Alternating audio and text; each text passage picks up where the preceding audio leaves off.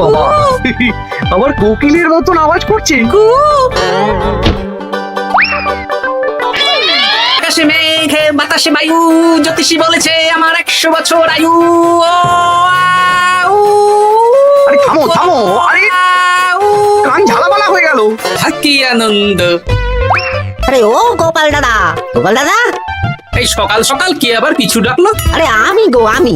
আমি তো আমি নামে কাউকে চিনি না। আর তুমি একটু পেছন ফিরে তাকাও তো। আমি তো সামনে যাচ্ছি, পেছনে তাকাবো কেন? ঠিক আছে, তাহলে আমি তোমার সামনে আসছি। আরে দৌড়াচ্ছ কেন? হ্যাঁ, আরে দাঁড়াও দাঁড়াও বলছি, দাঁড়াও, নইলে কিন্তু আমি মহারাজের কাছে যাব। হ্যাঁ, ভোলা তুমি! আরে আগে বলবে তো, আমি করছিলে কেন? একদম কথা ঘোরাবে না গোপাল দাদা। এবার বলো কি বলছি। দেখো, আমি তোমাকে আগের বছর 50 মোহর ধার দিয়েছিলাম। কি তোমার তো মিষ্টির দোকান, ধার দিলে তো লোকে ছুরি কাঁচি ধার দেয়, তুমি মোহরে ধার দেওয়ার ব্যবসা শুরু করেছো কবে থেকে বলো দেখি? আবার কথা ঘোরানো শুরু করেছো। আমি এবার কিন্তু সত্যি মহারাজের কাছে যাব। আরে মজা করছি তো। আরে বারবার আমাদের মধ্যে মহারাজকে টেনে আনার কি দরকার বলো তো? সে না হয় টানলাম, তবে তুমি ওই আমার 50 মোহর সুদ সহ কবে ফেরত দেবে বলো তো? আর কিন্তু তোমার হাতে ওই 1 সপ্তাহ সময় আছে। হ্যাঁ, 1 সপ্তাহ মানে কতদিন ভাই? 7 দিন, 7 দিন। 7 দিন? আচ্ছা 7 দিন মানে কত ঘন্টা? 24 গুণ 7, মোট ওই 168 ঘন্টা। ও, অনেক সময় আছে। দেখো গোপাল দাদা, তোমার সাথে কিন্তু আমার ওই কাগজে কলমে লিখিত পড়িত আছে। হ্যাঁ, যদি ওই সময়ের মধ্যে তুমি আমার কাছ থেকে নেওয়া ওই অর্থ আমাকে ফেরত না দিতে পারো, তাহলে কিন্তু তোমার ওই বাড়ি ঘর সব আমার হয়ে যাবে। হ্যাঁ হ্যাঁ, মনে আছে মনে আছে। এখন রাজসভায় যাই, 168 ঘন্টা পেরিয়ে গেলে চলে এসো, কেমন? বেশ, কথাটা মনে থাকে জানো। হ্যাঁ, তখন আর কিন্তু কোনো চালাকি করতে যাবে না, আমি সোজা মহারাজকে বলে দেবো। ঠিক আছে ঠিক আছে। দেখুন মহারাজ, নিজের চোখেই দেখুন, সবাই হাজির, শুধু গোপাল ধা। সত্যি গোপাল ইদানিং আবার দেরি করে আসা শুরু করেছে। ওকে আচ্ছা করে ধোলাই দিন, তাহলেই চলে আসবে। কাজের কাজ তো কিছু করে না, শুধু বসে থাকে, তাতেও এই। যা বলেছেন মন্ত্রী মশাই। আমার মতে গোপালকে রাজসভাতেই বেঁধে রাখুন, তাহলে আর বাড়িতে যেতেও হবে না, আর দেরি করে আসবেও না। রোজ রোজ গোপাল করে রাজসভায় আসতে দেরি, তাই এবার তার পায়ে পড়াতে হবে বেড়ি। এই তো মহারাজ চলে এসেছি। আর বলবেন না, রাস্তায় ভোলা ময়রা চেপে ধরেছিল। থাক, আর অজুহাত দিতে হবে না। নেহাত ভাগ্যের জোরে এই রাজসভার চাকরিটা পেয়েছিল। মহারাজ ভালো মানুষ, তাই তোমাকে পুষছেন। আচ্ছা আপনি কি বলতে চাইছেন কি? আমি বলতে চাইছি যে মহারাজ যদি তাড়িয়ে দেন, তাহলে তোমার কি কিছু করে খাওয়ার যোগ্যতা আছে গোপাল? আপনার নিজের যোগ্যতা আছে? আছে বলেই বুক ফুলিয়ে বলছি। হ্যাঁ, মন্ত্রী এটা একটা ভালো প্রসঙ্গ তুলেছে। আমার রাজসভার সকল সভাসদদের বলছি, যদি কোনো কারণে তোমাদের চাকরি চলে যায়, তাহলে তোমরা কি করবে একবার ভেবে দেখেছো? না মহারাজ, ভাবনাটা আমি সঠিক সময় কাজে লাগাই, ওই অকারণে ভেবে মাথা খারাপ করতে চাই না। আহা, রাজসভার চাকরিটা তো তোমাদের পেশা। এই পেশার বাইরে তোমরা কে কি করতে পারবে? দেখুন মহারাজ, আমি তো ভেবেই দেখেছি যে যদি রাজসভার চাকরি না থাকতো, তাহলে আমি ব্যবসা করতাম। আমি মহারাজ যদি বিজ্ঞানী না হতাম, তাহলে শিক্ষা দান করতাম। আমি তো ছবি আঁকতাম, কলম না থাকলে আমি তুলি ধরবো। আমি কামারশালায় কাজ করতাম। আমার তো ছোটবেলায় মূর্তি বানানোর শখ ছিল, আমি মৃৎশিল্পের কাজ করতাম। কি গোপাল, এবার তুমি বলো। সবাই তো কিছু না কিছু বিকল্প ভাবনা চিন্তা করে রেখেছে। দেখুন মহারাজ, অনেক ভেবে দেখলাম আমার কাজ তো ভাড়ামো, তাই আমি লোক হাসিয়েই পয়সা রোজগার করব। আর বিশেষ কোনো গুণ তো আমার মধ্যে খুঁজে পাচ্ছি না মহারাজ। বেশ, আমি একটা ছোট্ট পরীক্ষা নেব। আজকের পর থেকে আগামী 7 দিন, আর এই 7 দিন তোমরা তোমাদের যা মন চায় সেটা করে রোজগার করবে। আমি তো খেতে ভালোবাসি। তাহলে খাবে। গোপাল হয় মুখ খুলে থাকে, নইলে চোখ বন্ধ করে। ও শুধু দুটো কাজই ভালো করতে পারে। আর 7ম দিনের শেষে বিচার হবে কে কত রোজগার করেছে। যার রোজগার সবচেয়ে বেশি হবে তাকে আমি দেব 100 মোহর উপহার। আর মহারাজ, যে সবচেয়ে কম রোজগার করবে তার বেতন থেকে আগামী 10 মাস 10 মোহর করে কাটা হবে। কি রাজি তো? রাজি রাজি। আমি জানি যে গোপাল ফুটো করিও রোজগার করতে পারবে না, তাই গোপালই হারবে। বেশ, আর যদি অন্য কেউ হারে? তাহলে আমি নিজের বেতন থেকে তাকে আগামী 10 মাস 10 মোহর করে দেব। ব্যাস, এবার তোমরা কাজে লেগে পড়ো।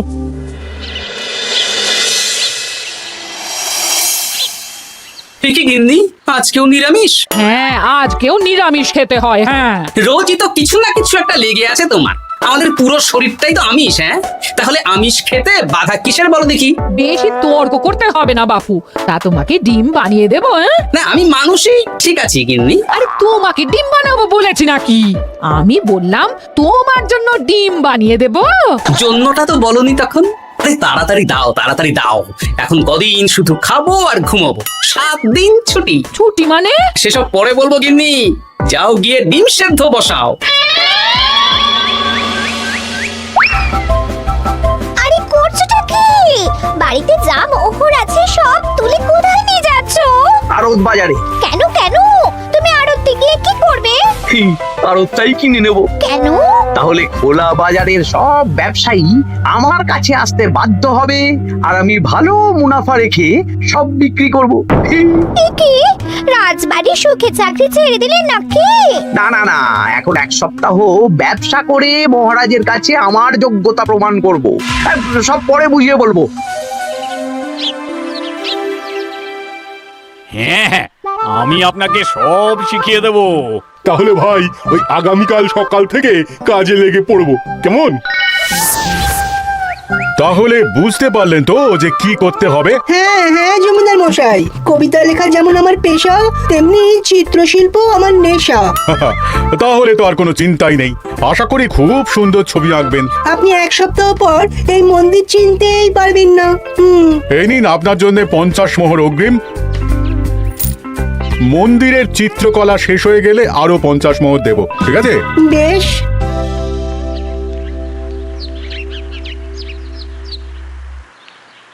এই হাত চালা, হাত চালা। হাত পা সবই তো চালাচ্ছি মন্ত্রী মশাই। আপনি এত শাকসবজি আনাজ দিয়ে করবেনটা কি? আমি এখন 7 দিন কৃষ্ণনগরের বাজার নিয়ন্ত্রণ করব, তাই সব জিনিসপত্র আড়ত থেকে আমি নিজেই কিনে নিয়েছি।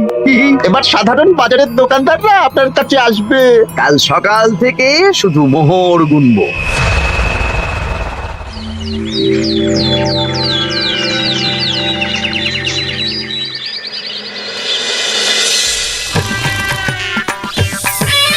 আরে এত বেলা হয়ে গেল, আর কত পড়ে পড়ে তুমি ঘুমোবে? এত লম্বা ছুটি পেয়েছি, এখন তো বিশ্রাম নিতেই হবে গিন্নি। কিন্তু পুকুর ঘাটে গিয়ে তো আমি অন্য কথা শুনলাম।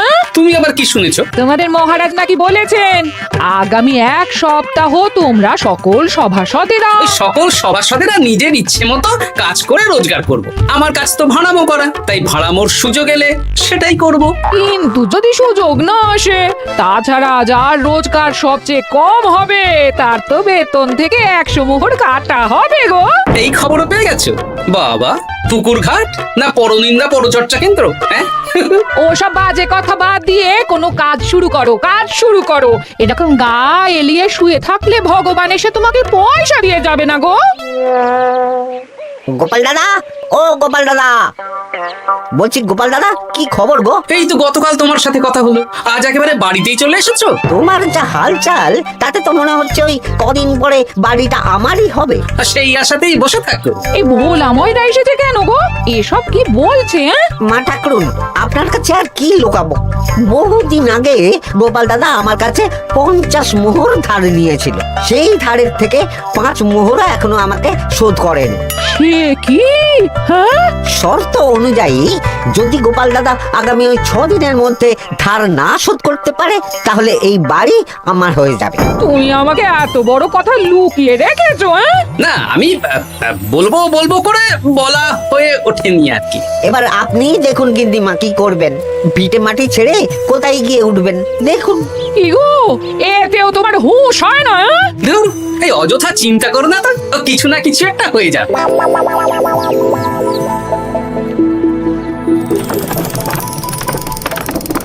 বাহ বাহ, পণ্ডিত মশাই, আপনি তো এর মধ্যেই কাজ শিখে গেছেন। আমি তো ছোট থেকেই মাটির পুতুল বানাতে ভালোবাসতাম। বিভিন্ন দেবদেবীর মূর্তি নিজেই বানাতাম, তারপর পুজো করতাম।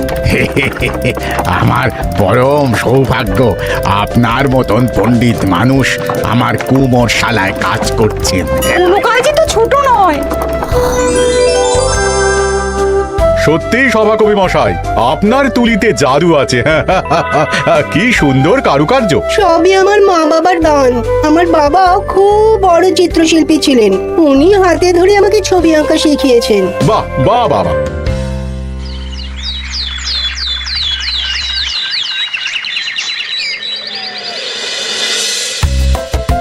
এই যে পুটি, আজকে তো একটা মজার জিনিস শেখাবো। কি জিনিস? নয়ের নামটা তো তোরা পড়েছিস? হ্যাঁ, বল তো। 9 একে 9, 9 দুগুণে 18, 3 9 27, 4 9 36। ঠিক আছে ঠিক আছে, এবার থাম। পুরো মুখস্থ। সে তো বুঝতেই পারছি, এবার মজার জিনিসটা দেখ। 9 কে 9, 9 দুগুণে 18, 18 মানে কি? 1 10 8। হ্যাঁ, এবার 1-এর সাথে 8 যোগ কর, কত হয়? 9 3 9 কত? 27। 2-এর সাথে 7 যোগ করলে কত হয়? 9 36-এর 3-এর সঙ্গে 6 জুড়লে 9। আরে বাস, দারুণ তো। হ্যাঁ, হ্যাঁ, সত্যি বিজ্ঞানী মশাই, আপনি কি সুন্দরভাবে পড়া বোঝান। এটা তো আমার নেশা।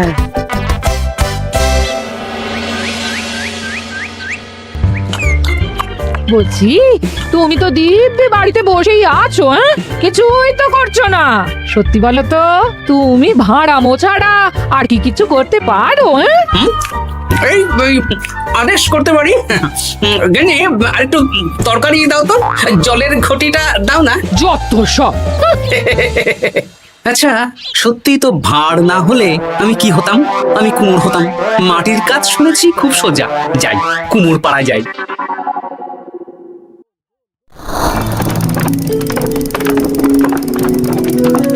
আমার কি সৌভাগ্য, রাজসভার দুজন সভাসদ আমার সঙ্গে কাজ করছে। আচ্ছা, এইভাবে ঘোরাবো? এই যা, হলো না হলো না। এটা কি মুড়ির মোয়া নাকি? দাও, আমাকে করতে দাও, তুমি অন্য কিছু করো।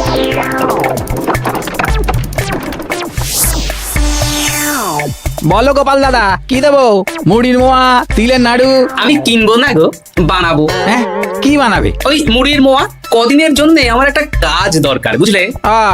তা বেশ, তাহলে এসো, এই পিছনেই আমার কারখানা, গুড় মুড়ি সব রাখা আছে, বানাও। এই দেখো, এই যে গুড়ের হাঁড়ি আর ওই যে মুড়ির বস্তা, এবারে বানাও। বেশ, আমি তবে সামনে দোকানটা সামলাই।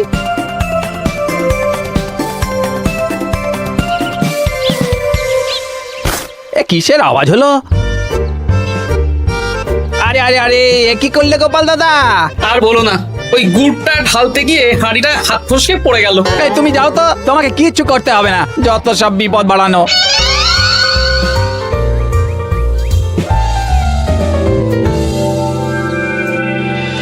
তোমার দ্বারা কিছুই হবে না। হ্যাঁ, সত্যি তো, আমার দ্বারা যে কিছুই হবে না গিন্নি। তাহলে তুমি করবেটা কি? এমন করে বলো না গিন্নি, সবারই খারাপ সময় যায়। আর খারাপ ভালো, যে সামান্য মুড়ির মোয়া বানাতে পারে না তার মুখে এসব মানায় না, মানায় না। এদিকে বাজারে সবজির দাম হু হু করে বেড়ে গেছে। হ্যাঁ, তাই নাকি? বলি, তুমি জানবে কি করে? কদিন তো শুয়ে বসে আছো, আমি তো বাজার দোকান করি।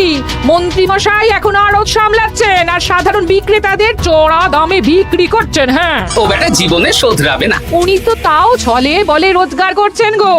আর তাছাড়া অনেকে পথে গান শুনিয়েও রোজগার করেন, সেটাও তো তুমি পারবে না। হ্যাঁ, এই তো পেয়েছি। 6 দিনের মাথায় তো রাজসভায় একটা বৈঠক হবে, সেদিনই আসল মজা জমবে। কিসের মজা গো? হ্যাঁ, সেটা সেদিনই বুঝতে পারবে।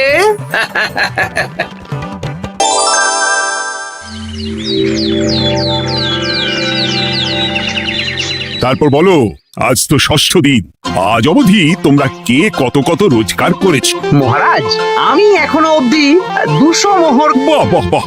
আমি মহারাজ 15 মোহর। আমি 5 মোহর। বিভিন্ন বাড়িতে বাচ্চাদের পড়াচ্ছি, শিক্ষাদান করছি দিনরাত। সেনাপতি, আমি 10 মোহর পেয়েছি, আরো পাবো। আমি 50 মোহর অগ্রিম পেয়েছি, আরো পাবো আগামীকাল। বাহ বাহ বাহ! সবাই তো ভালোই রোজগার করেছো। আর গোপাল, তুমি বলো। মহারাজ, আমি এখনো অবধি কোনো রোজগার শুরু করিনি।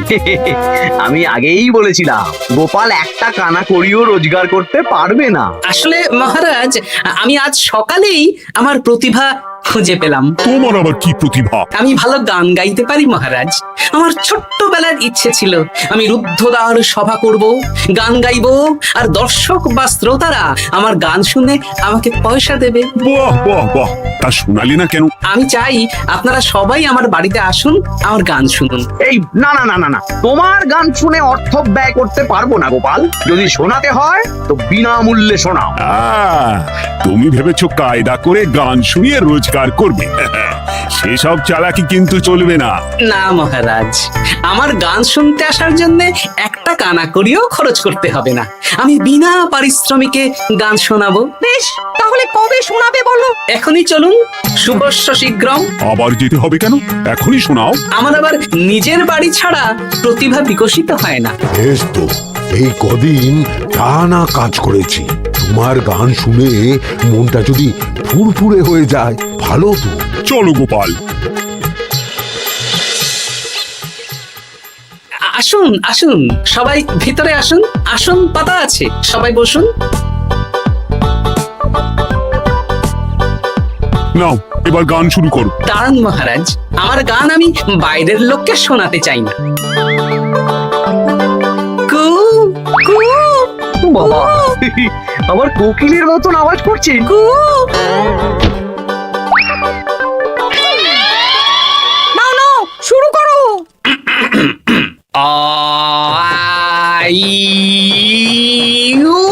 ওরে বাবা রে বাবা!